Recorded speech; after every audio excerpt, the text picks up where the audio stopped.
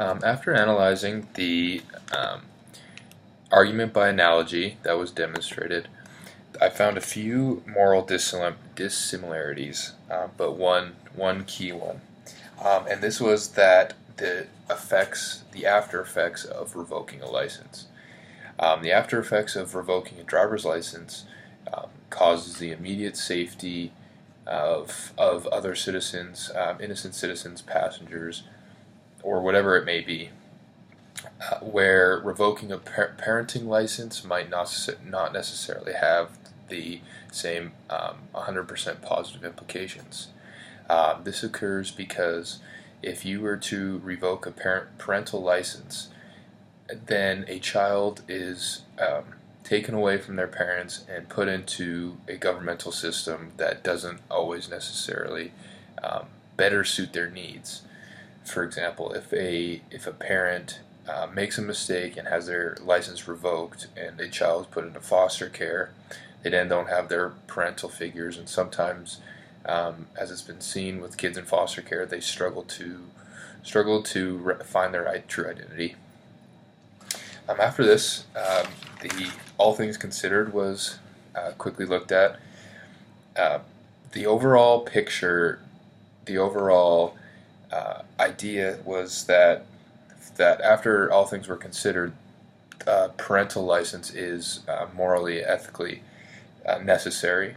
The strongest arguments came from the consequences that showed that parental licenses provide kids with a safe home with responsible parents who've proven their worth. Also, the care ethics showed a extremely strong argument because it prioritized the relationship and the bond between parents and kids, which is obviously a extremely strong relationship. Virtue ethics also supported the parental license, as it encouraged people to become more virtuous, but wasn't as strong of an argument itself. And the Kantianism, it actually disagreed with the license because it infringed upon the rights of parents to have children, and it didn't necessarily respect those rights. When looking for coherence with related issues, I found coherence after a little search. The first obvious one was, related to child abuse. This license coheres with my morals on it, and that these children must be removed from these situations.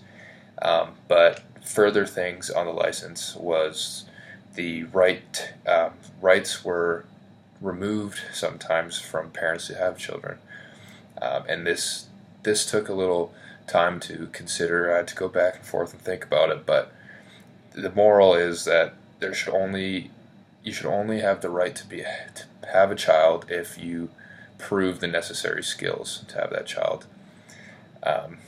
My moral intuitions that were consistent with some of these thoughts were that parents must be good parents to have kids. You have to prove your worth, as well as if you do not want to treat children correctly or are not ready to have children, then you should not have children at all.